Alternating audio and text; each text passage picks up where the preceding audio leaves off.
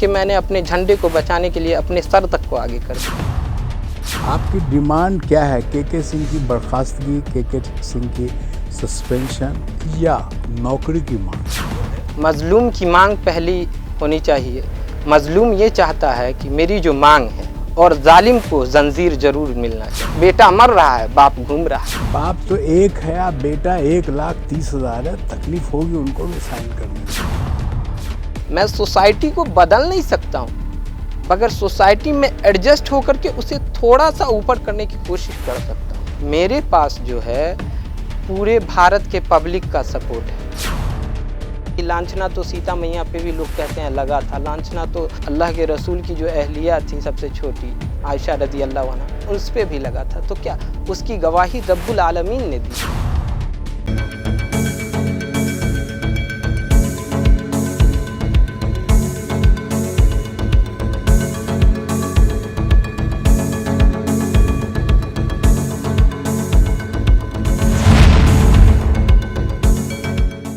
आज दरभंगा के बहेड़ा, जहाँ के एक शिक्षक होने वाले जिन पे बर्बरता हुई थी पटना में, एडीएम के सिंह के द्वारा, जिसकी जांच पड़ताल चल रही है, उसकी सच्चाई जानने के लिए आज अनीसुर रहमान के घर में है। देखिए उनकी आर्थिक स्थिति इसी से पता लग जाएगा कि ये कैसा है इनका आर्थिक स्थिति, ये कैसा मजबूर लड़का है और मजबूर फैमिली है कैसा, जो एक नौकरी के लिए क्या क्या अपने रिस्क पे, अपनी जान पे खेल के, पता नहीं और क्या क्या आगे होगा। बेचारा अभी तो हॉस्पिटल में है, हॉस्पिटल से यहाँ घर आया है। आज उससे हमने बोला था कुछ इंटरव्यू के लिए, तो अब चलते हैं उसके पास, जो उनसे बात करेंगे अनीसुर रहमान से।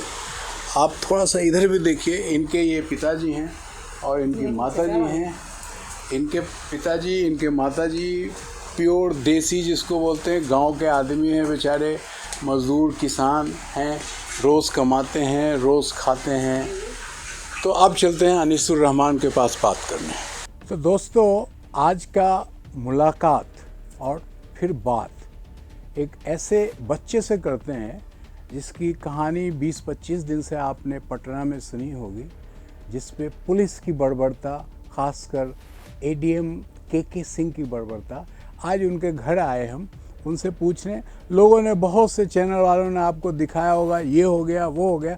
आज सच्चाई से इनसे बात करते हैं कि आखिर इन्होंने क्या गलती किया कि इनके साथ ऐसी पुलिस बर्बरता की गई, खासकर एडीएम के सिंह से द्वारा।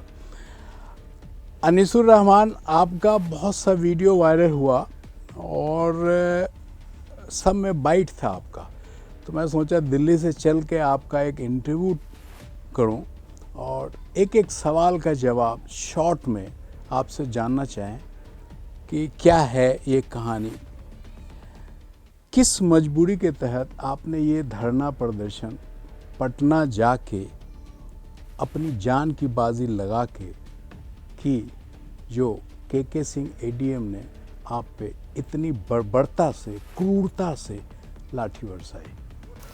सबसे पहले तो मैं आपका सही दिल से शुक्रिया अदा करता हूँ और पूरे भारतवासियों का, हिंदुस्तानियों का दिल से शुक्रिया अदा करता हूँ कि उन्होंने मेरे लिए अपने दिल में कुछ जगह बनाई। और आपका बहुत बड़ा एहसान और करम हुआ कि आज आप इतनी दूर से चल के, इतनी मेहनत मुशक्क़त करने के बाद मेरे इस गरीब खाने पर तशरीफ़ लाए हैं। आपका मैं इस्तक़बाल करता हूँ।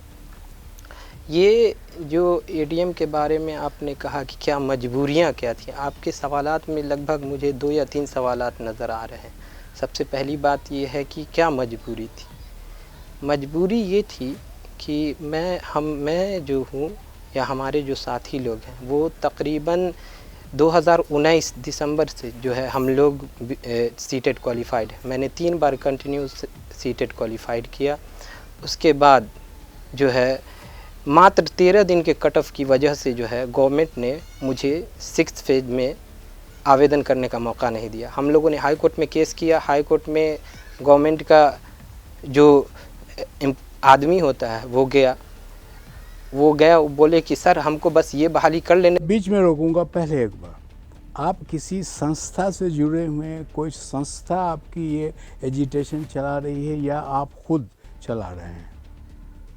सर इसकी ये जो संस्था है, इसकी ये कोई संस्था हम लोगों की कुछ नहीं है सर, क्योंकि हम लोग तो ये आदमी इतना इकट्ठा कैसे हो जाते हैं? 500, 1000, 2000?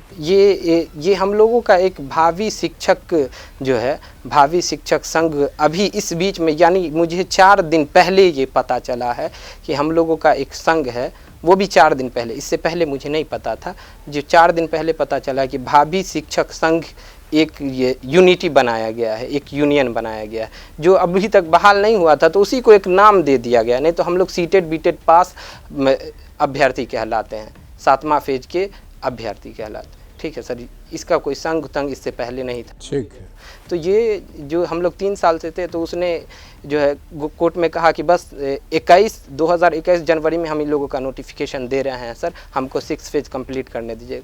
हाई कोर्ट का आदेश हो गया तो बहाली शुरू हो गई। फिर उसके बाद से जो है टाल मटोल करते आ रहे थे मेरे साथ ही। ये जो आपने कहा ना, पहला ये कारण। दूसरा ये कारण है कि जान पर खेलने का तक मैंने कोशिश इसलिए किया कि मेरे लगभग 27 साथी जो है वो डिप्रेशन में आकर के या किसी वजह से सुसाइड कर ली। ठीक है, सुसाइड कर लिया, जिसकी वजह से मैंने ये सोचा कि मैं भी क्यों ना, इतने लोग मर गए हैं तो उनका कुछ फल नहीं मिला, आज अगर मैं अपने आप को भी अगर इसी ज़रिए मार दूं तो हो सकता है उसका कुछ फल मिल जाए और हमारे 1,30,000 अभ्यर्थियों का भला हो जाए। इस पे मैंने एक शेर भी लिखा है कि हमेशा तन गए आगे जो तोपों के दहाने के, हमेशा तन गए आगे जो तोपों के दहाने के, कोई कीमत नहीं होती क्या प्राणों की जवानों की, कोई कीमत नहीं होती क्या प्राणों की जवानों की। बड़े लोगों की औलादें तो कैंडल मार्च करती हैं, बड़े लोगों की औलादें तो कैंडल मार्च करती हैं, जो अपने जान देते हैं वो बेटे हैं किसान, जो अपने जान देते हैं वो बेटे हैं किसान। इसीलिए सर हमने भी अपना जान देना चाह। नहीं, तो जान देने की सलाह तो कोई नहीं देगा आपको, हम भी नहीं देंगे, सरकार भी नहीं देगी, ना आपके गार्जियन देंगे। ये तो गलत कदम होता। अच्छा हुआ कि नहीं हुआ। अब ये बताओ शुरू से आप कि ये जो आप गिरे या आपको गिराया गया भगदड़ में? ये एक पॉइंट में पीछे जाना चाहता हूँ। ये मैं जान देने की नहीं, यानी मैं ये कोशिश कर रहा था भाईजान कि मेरी मेहनत और मुशक्क़त का, आज तक हमारे साथियों ने जो 3 साल से मेहनत मुशक्क़त किया उसका कोई फल मुझे नहीं दिखाई दिया, या हमारे संघ ने जो काम किया उसका मुझे कुछ आउटपुट नहीं दिखाई दिया, जिसकी वजह से मैंने अपने आप को फ्रंट फुट पे लाया और अपने साथियों के साथ ये ताकत कोशिश की आ जाए कि हम लोगों का जो आउटपुट है वो कुछ आए। ये चोट सिर्फ आपको लगी या और लोगों को भी ऐसी चोट लगी? ऐसी चोट सारे लोगों को नहीं लगी। पहला जो है बिगुल जो है वो मुझी से फूका गया। मैं 2 घंटे तक PMCH में जो है रोड ही पे मैं बेहोश हो गया था, वो आप लोग सारी चीज़ें देख रहे हैं, और 2 घंटे तक मैं बेहोश था।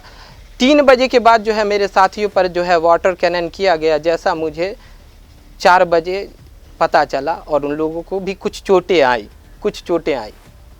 और ये जो आपने कहा ना कि ये भागे या कैसे गिरे, क्यों गिरे, इसके लिए मैं एक बात और कहना चाहता हूँ इसमें कि सच्चाई छुप नहीं सकती बनावट के उसूलों से, वो खुशबू आ नहीं सकती कागज़ के फूलों से। ये सच्चाई सारे लोगों के सामने है कि मैं खुद गिरा या मुझे गिराया गया, मैं क्या कर रहा था, मैं क्या नहीं कर रहा था, ये सारे लोगों को पता। हत्ता कि मैंने अपने झंडे को बचाने के लिए अपने सर तक को आगे कर दिया। हाँ, इंसान की फितरत होती है कि सबसे पहले आदमी सर बचाता है।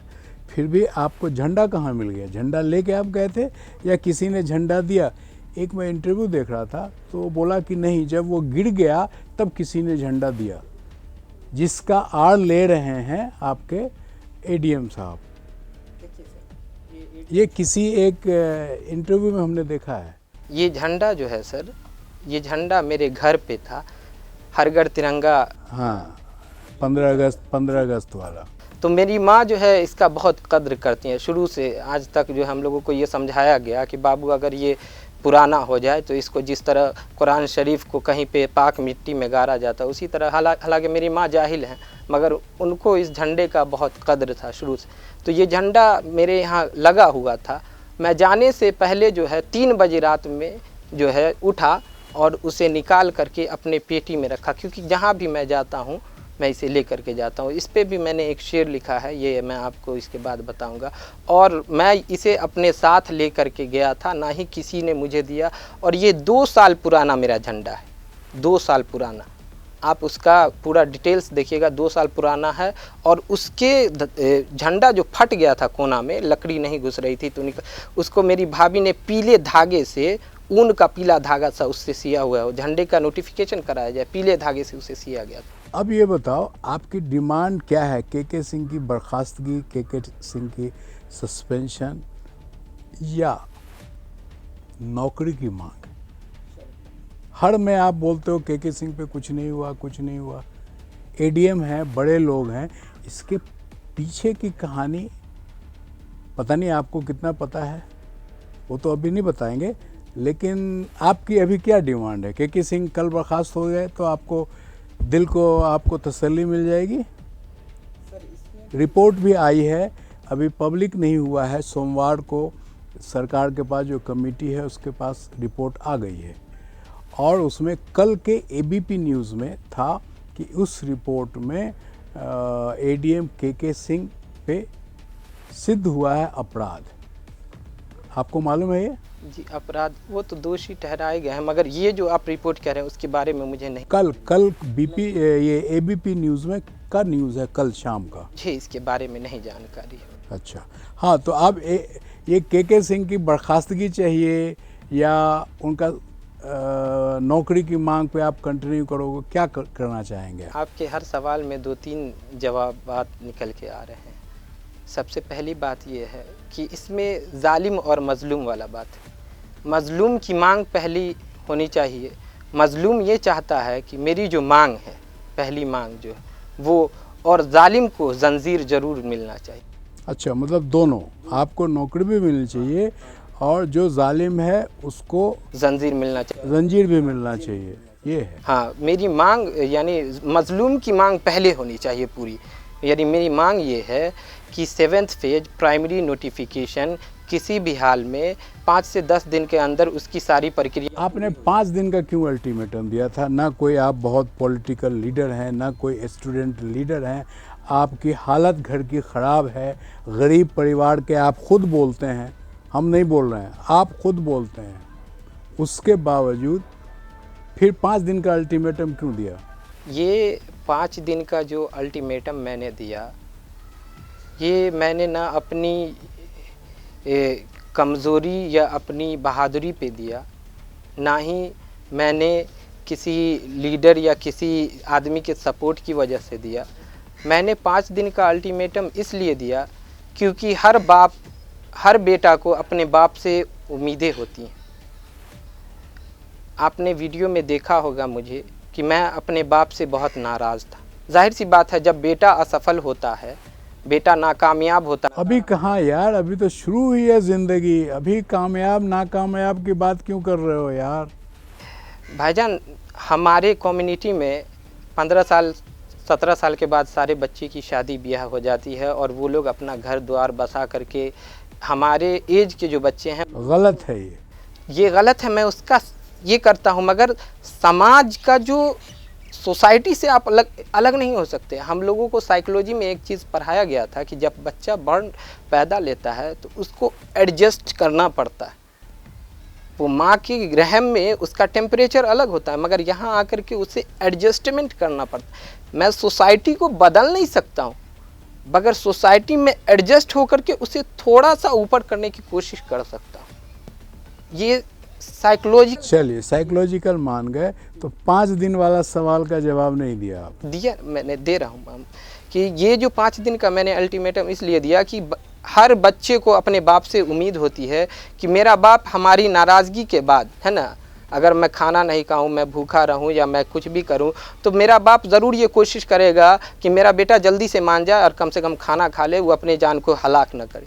तो मुझे अपने बाप से उम्मीद थी कि मेरे बाप जल्द से जल्द कोशिश करेंगे कि हम किसी भी काम को जो है जल्द से जल्द करके कम से कम इसका नोटिफिकेशन जो है पूरा फाइनल करके सब चीज़ कर दें। नोटिफिकेशन का जो मसला है भाईजान, वो नोटिफिकेशन सारी चीज़ें तैयार है, यानी नियमावली तैयार है, रिक्तियाँ पूरी तैयार है, पूरा शेड्यूल तय है, हर चीज़ उसमें कंप्लीट है। सिर्फ ज़रूरत है तो बाप के एक सिग्नेचर की।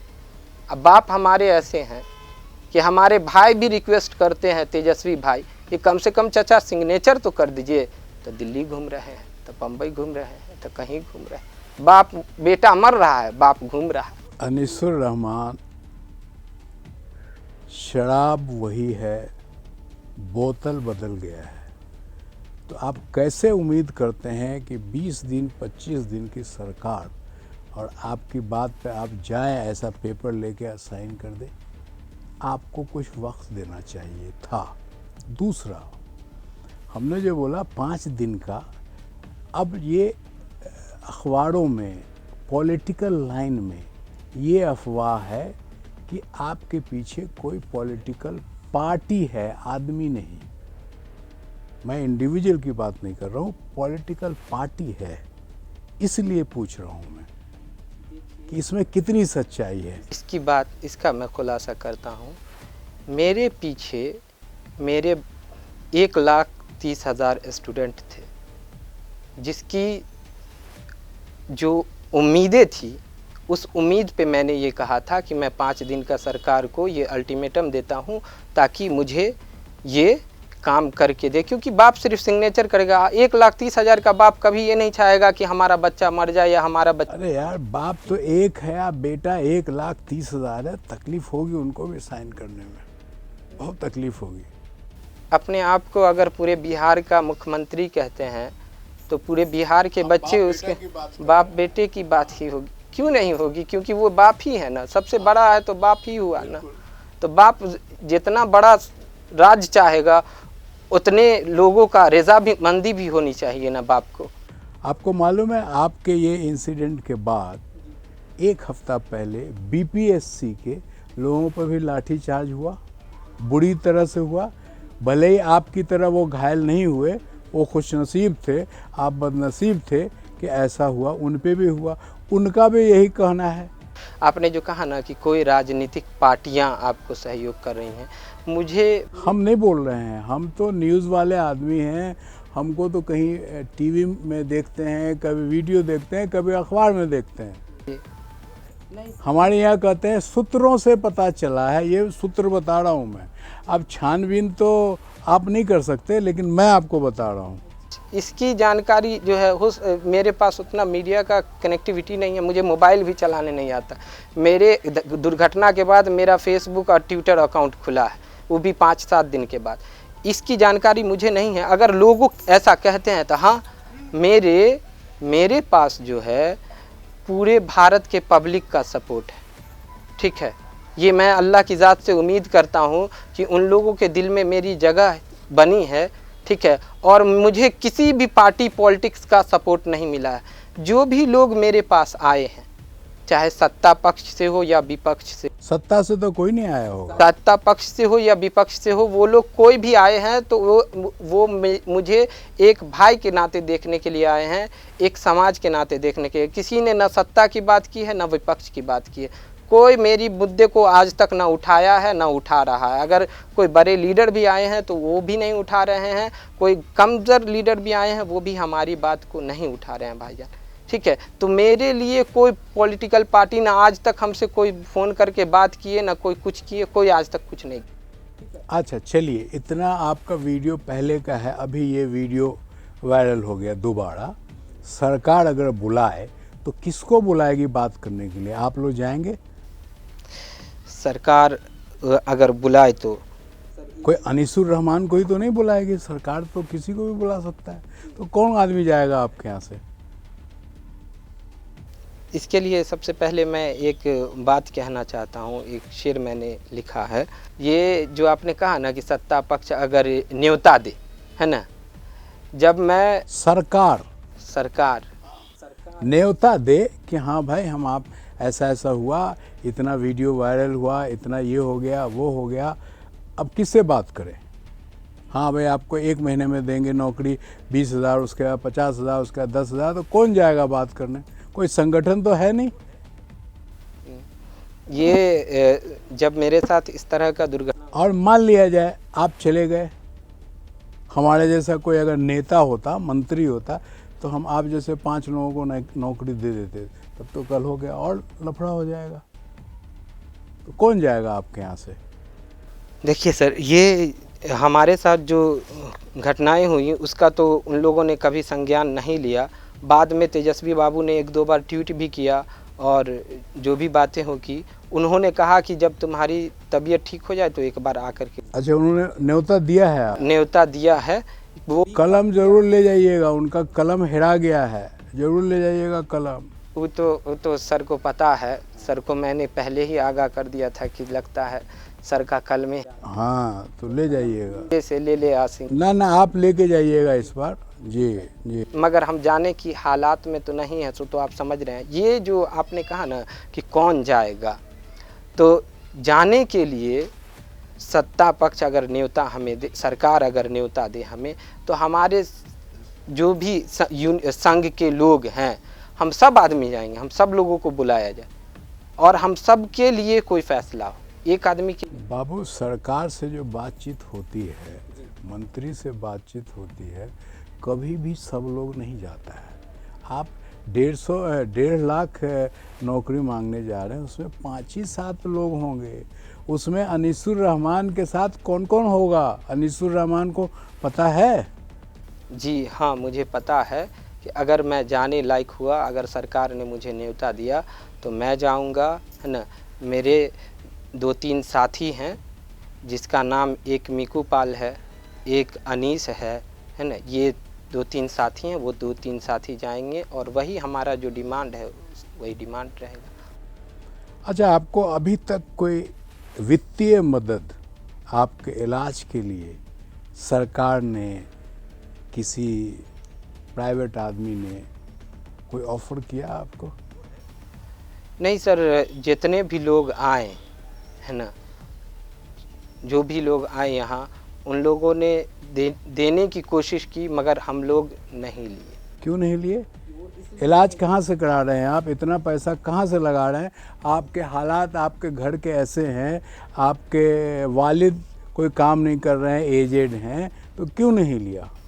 सर वो इसलिए नहीं लिए कि आपने कहा ना कि लोगों का ये कहना है कि वो उस पार्टी के लोग हैं, वो इस पार्टी के लोग हैं।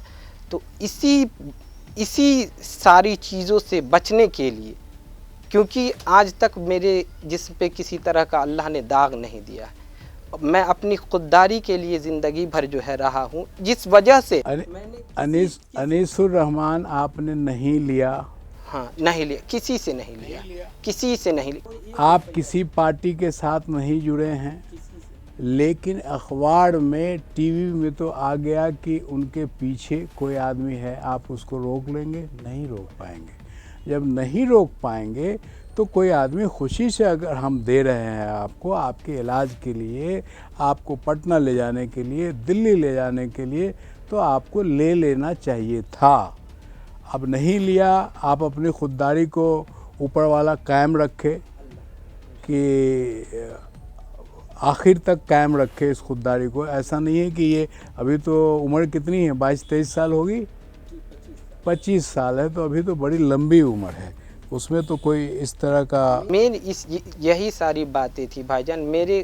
मेरा जो इलाज में जो खर्च है वो तो आपको भी पता ही होगा। एगो भाई कमाता है, उसका भी बाल बच्चा है, उसी में अल्लाह पाक किसी तरह घर तर चला देता है, उसी में अपना जो है इलाज भी किसी तरह हो रहा है। हमने किसी का 1 रुपया नहीं लिया है, न हमारे संगठन के जो लोग थे, बच्चे लोग, उनसे भी मैं 4 आना नहीं लिया हूँ। ये मैं दावे के साथ कह सकता हूँ, और दुनिया में तो ऊपर वाला देख ही रहा है। किसी को अगर ऐसा लगता है तो वो आए, प्रमाण पेश करे, है ना।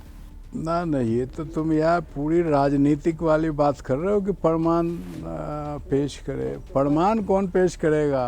तो यही ना बात है कि मुझ पे लांछना तो सर, लांछना तो एक वक्त ऐसा था कि लांछना तो सीता मैया पे भी लोग कहते हैं लगा था। लांछना तो अल्लाह के रसूल की जो अहलिया थी सबसे छोटी आयशा रज़ी अल्लाह अन्हा, उस पे भी लगा था। तो क्या उसकी गवाही रब्बुल आलमीन ने दी थी, है ना। तो जो गलत इल्ज़ामात लग रहे हैं उसके लिए प्रमाण सही होने चाहिए, ठीक है। अगर उनके पास प्रमाण है तो हो सकता है, मगर मैंने तो कभी। चलिए, बहुत अच्छी बात है कि नहीं लिया। वैसे ऐसे ऐसे आंदोलन से अनीसुर रहमान बहुत से लोग निकल के नेता, एमएलए, एमपी, एमएलसी बन जाते हैं। जैसे एक हाल फिलहाल 3-4 साल का आपको मैं एग्जांपल देता हूँ। ऐसे ही आंदोलन से कन्हैया कुमार, नाम सुना है ना, उमर खालिद, दोनों गहरे दोस्त, दोनों एजिटेशन में थे। कन्हैया कुमार इलेक्शन भी लड़े, इतने बड़े नेता हो गए, और उमर खालिद 1-1.5 साल 2 साल से जेल में बंद है। दोनों एक तरह के नेता हैं, समझ गए आप। दूसरा आइए आप गुजरात में हार्दिक पटेल का नाम सुना होगा। नाम सुने हैं सर, मगर चेहरे से वाकिफ नहीं। बड़े लीडर हैं पाटीदार के। उसके साथ एक जिग्नेश में है, एक दलित का चेहरा, एमएलए हैं। दोनों एक साथ रहे। रोज जिग्नेश कभी उस जेल में, कभी उस जेल में, कभी उस जेल में, लेकिन हार्दिक पटेल आराम से हैं, बड़े लीडर, कभी इस पार्टी में, कभी उस पार्टी में, कभी उस पार्टी में। तो अगर आपको ये टीचर की नौकरी न मिले और हाल फिलहाल में कोई राजनीतिक दल आपको टिकट दे एमएलए का, तो आप उस पर क्या सोचेंगे? इसमें भी भाईजान आपकी 3 बातें लगभग निकल के आ रही हैं, जिस पे मैं कुछ कहना चाहता हूँ, ठीक है। कि सबसे पहली बात आपने ये कही कि कन्हैया कुमार और उमर खालिद का, ठीक है। इस पे मैं एक बात कहना चाहता हूँ। आप समझ गए? कन्हैया कुमार, उमर खालिद, हार्दिक पटेल और जिग्नेश। जी, मैं समझ रहा हूँ इस बात को। उजाला ढूंढ कर लाओ बहुत गहरा अंधेरा है, उजाला ढूंढ कर लाओ बहुत गहरा अंधेरा है, अहम ने आदमियत को बुरी तरह से घेरा है, अहम ने आदमियत को बुरी तरह से घेरा है। कसम तुझको तिरंगे की मिटा हर भेद आपस का, कसम तुझको तिरंगे की मिटा हर भेद आपस का, वतन जितना ये मेरा है वतन उतना ही तेरा है, वतन जितना ये मेरा है वतन उतना ही तेरा है। एक और सर, धुआं नफरत का उठता है, धुआं नफरत का उठता है, कहीं इंसान मरता है, धुआं नफरत का उठता है, कहीं इंसान मरता है, कहीं पर राम मरता है, कहीं रहमान मरता है, कहीं पर राम मरता है, कहीं रहमान मरता है। सहारा धर्म का लेकर, सहारा धर्म का लेकर वतन को फूंकने वालों, सहारा धर्म का लेकर वतन को फूंकने वालों, तुम्हें ये क्या पता हर बार हिंदुस्तान मरता है, तुम्हें ये क्या पता हर बार हिंदुस्तान मरता। तो ये तो 3 सवाल में से आपने 2 सवाल के जवाब। हाँ, 2 सवाल का जवाब। अब एक सवाल जो रह गया, जो अगर कोई इलेक्शन हो जाए, अभी आपको कोई टिकट दे, तो आप क्या करेंगे? सर, आप तो एक हम लोगों में एक कहावत है, उसे अगर आपकी इजाज़त। हाँ, बोलिए बोलिए, देसी कहावत है। हाँ, पानी में मछली, हाँ, 9 कुटिया बकरा, और एक और है इसी में कि ख्याली पुलाव पकाना। ये हम लोगों की ज़ुबान में। ख्याली पुलाव आप पका रहे हैं ना, ये तो सवाल हमारा है। ऐसा तो हमने 2 एग्जाम्पल दिया आपको। ऐसे ही लीडर बने हैं, लीडर ऐसे ही बनते हैं। नहीं, गोल्डन स्पून समझते हो? गोल्डन स्पून वाले लीडर तो वो गांधी नेहरू फैमिली वाले हैं, लेकिन बाकी लीडर ऐसे ही आते हैं जो हमने एग्जाम्पल दिया है आपको। किसी को आपसे भी ज़्यादा मार लगी है, किसी को आपसे कम लगी है, इसलिए ख्याली पुलाव नहीं है ये रिकॉर्ड में रहेगा। और 2-4 साल में जब कुछ होगा ऐसा, कोई पॉलिटिक्स में जाना गुनाह थोड़ी है भाई। नहीं, गुनाह नहीं है पॉलिटिक्स में जाना। जब आप एक चीज़ के लिए लड़ सकते हो, अपनी जान की बाजी लगा सकते हो, तो अगर किसी पद पे पहुंच गए, टीचर तो एक पद है, वो तो छोटा पद है, पहुंच गए तो उस पे जाने में क्या हर्ज है, उसको स्वीकारने में क्या हर्ज है? चांस मिलेगा तो देखेंगे। नहीं, असल में है क्या सर कि मेरा पहला मांग जो है मैं उसी पे पहले कोशिश करूँगा, वो तो किस्मत की बात। अब आपने आप जाल में फंस गए। आपने कहा ना पहला मांग ये है, पहला। हाँ, मेरा पहला मांग हाँ ये है, उसके बाद दूसरा तीसरा, मतलब इसको हम नकार नहीं सकते। आप राजनीति में जा सकते हैं। नहीं नहीं नहीं, हम इसका आपको उदाहरण देते हैं। देखिए, हम एक बात बताते हैं। देखिए, आपने चाणक्य का नाम सुना होगा जी, है ना, इतिहास जो। उसके बाद उन्होंने, उस्ताद का ये काम होता है कि वो लीडर को बनाए, ठीक है। अगर मैं उस्ताद बनूंगा तो मुझे ज़्यादा उम्मीद है कि हो सकता है मेरे ज़रिए कोई उधम सिंह निकले, कोई कलाम निकले, कोई आमिर सुबहानी निकले, हो सकता है। अब कोई ऐसा भी हो जो राधा कृष्णन निकले, बहुत है ऐसे। ये शंकर दयाल शर्मा निकले, तो वो भी तो उस्तादी थे, वो भी तो राजनीति करके आए। तो आपको क्या गुरेज है उसमें जाने में? कह तो दो कि हाँ भाई अब पहला ये, उसके बाद देखेंगे। नहीं भाईजान, अभी हम नहीं कह सकते हैं इस बात। नहीं, हमारा पूरा अभी तक का जो ये है, अगर ऐसा मौका भी आया तो मैं ऐसा कोशिश नहीं करूँगा। पहले हमारा जो चीज़ है उस्ताद बनना, मैं उस्ताद बनना पसंद करूँगा उससे बेहतर। क्योंकि मुझे ये नालियाँ जो नज़र आ रही हैं राजनीति में, जो गटर की तरह हो गया है, उसको साफ़ करने के लिए मैं अकेला उसमें घुस करके नहीं साफ़ कर पाऊँगा। उसके लिए मुझे फ़ौज चाहिए। अगर फ़ौज मेरी बन गई, उस लायक फ़ौज बन गई, तो मैं इंशाल्लाह तब कोशिश करूँगा। मगर फ़ौज पहले बनाने के बाद, और उस फ़ौज बनाने के लिए मुझे उस्ताद बनना पहले ज़रूरी है।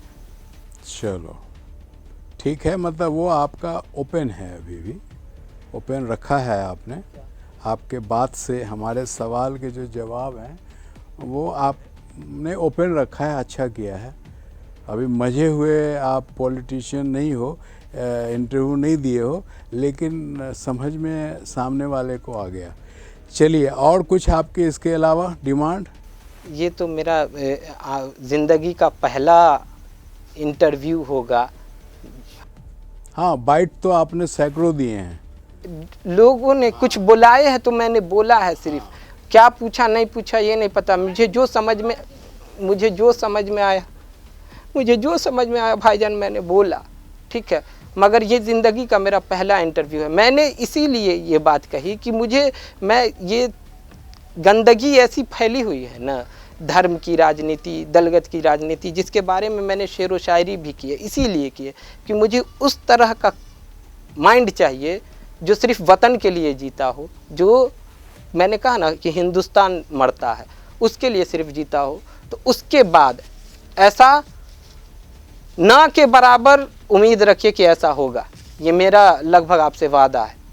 ऐसा नहीं हो सकता। अनिसुर रहमान, आपने झंडे को गिरने नहीं दिया, है ना? 50 वीडियो है, नहीं गिरने दिया। उसको बोलते हैं झंडे का सम्मान। ये रख लीजिएगा फोटो, ये भी झंडे का है। कैमरामैन से कहूँगा कि इसको थोड़ा एकदम जूम करके दिखाइए। ये झंडे का अपमान देखिए। ये अभी हाल फिलहाल का है। एक मैच के दौरान एक लड़की है, उसने पूरा अपना ये शर्ट हटा दिया और झंडे से, ये देखिए, ये देखिए कि ये एक झंडे का सम्मान और ये झंडे का अपमान। इसको क्या कहेंगे आप? ये सोचिए। बहुत बहुत शुक्रिया अनीस कि आपने मुझसे बेबाकी से बात किया, और इस पे कुछ दिन तक कम से कम ज़रूर आप कायम रहिए।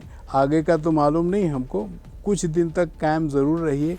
और आपने ऑप्शन ओपन रखा है, वो भी ओपन रखिए ये मैं अपना निष्कर्ष निकालता हूँ दर्शकों के लिए कि ये लड़का टीचर तो हो ही जाए, लेकिन टीचर से अच्छा ये लड़का लीडर हो सकता है। इसको ऊपर वाले कामयाब दोनों में करे। इसी के साथ आज का इंटरव्यू मैं ख़त्म करता हूँ अनीसुर रहमान के साथ।